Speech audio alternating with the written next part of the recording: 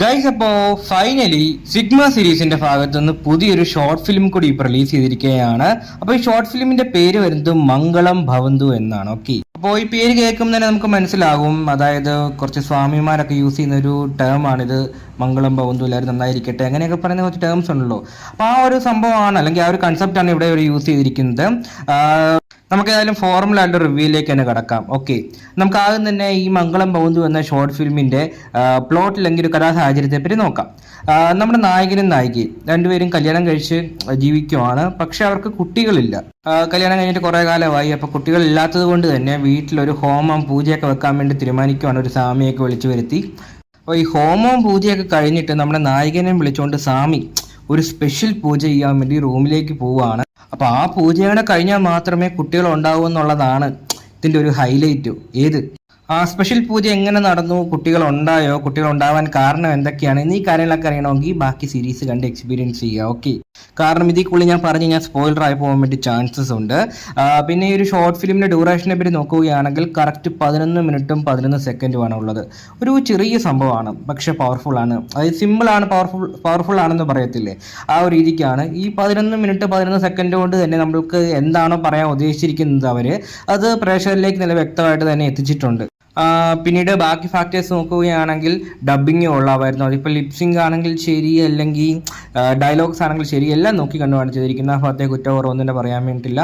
ഒരുപാടൊന്നും വരുന്നില്ല, കുറച്ച് ഡയലോഗ്സും കാര്യങ്ങളൊക്കെ വരുന്നുള്ളൂ. പക്ഷേ ഉള്ളത് കൊള്ളാമായിരുന്നു. ലിപ്സിംഗും പ്രോപ്പറായിട്ട് തന്നെ നോക്കി കണ്ടും ചെയ്തിട്ടുണ്ട്. പിന്നെ ഇതൊന്നും എല്ലാവർക്കും അറിയാൻ താല്പര്യമുള്ള വിഷയങ്ങൾ എന്നറിയാം. താല്പര്യമുള്ള വിഷയങ്ങളെപ്പറ്റി നോക്കുകയാണെങ്കിൽ മൊത്തമായിട്ട് കാണിച്ചു പോകുന്നില്ല. പക്ഷെ ഒരു ഹൈലൈറ്റ് ഉണ്ട്. സാധാരണ മേലിലേക്കല്ലേ എപ്പോഴും കാണിച്ചു പോകുന്നത്, ഇത്തവണ മറിച്ച് താഴോട്ടാണ് എല്ലാം കാണിച്ചു പോകുന്നത്. ഒരു പട്ടിയുടെ സ്റ്റൈലിലാണ് എല്ലാം ചെയ്തിരിക്കുന്നത്. ഓക്കെ, ഞാനത് ഇംഗ്ലീഷിൽ പറയുന്നില്ല, കാരണം ചില ഇഷ്യൂസ് ഉള്ളതുകൊണ്ട്. അതോ ഇംഗ്ലീഷിലേക്ക് ട്രാൻസ്ലേറ്റ് ചെയ്ത് നിങ്ങൾ മനസ്സിലാക്കിയാൽ മതി. പട്ടി എങ്ങനെ ചെയ്യുമോ അതുപോലെയാണ് ചെയ്തിരിക്കുന്നത്. ഓക്കെ, ഐ മീൻ ഒരു ഡോഗിയെ പോലെ.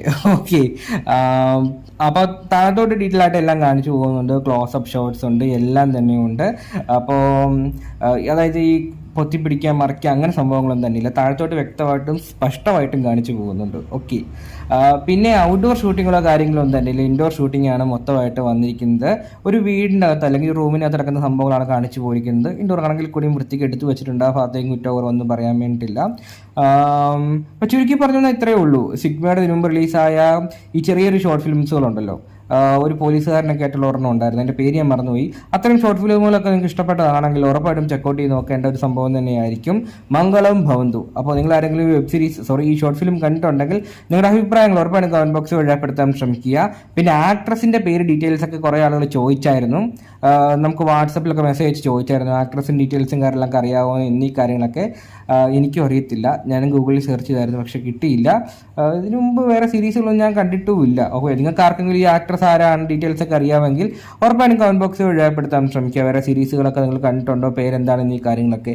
അപ്പോൾ ഈ ഒരു ആക്ട്രസിൻ്റെ ഡീറ്റെയിൽസ് തിരയുന്നവർക്കും അത് വളരെയധികം ഹെൽപ്ഫുൾ ആയിരിക്കും. ഓക്കെ.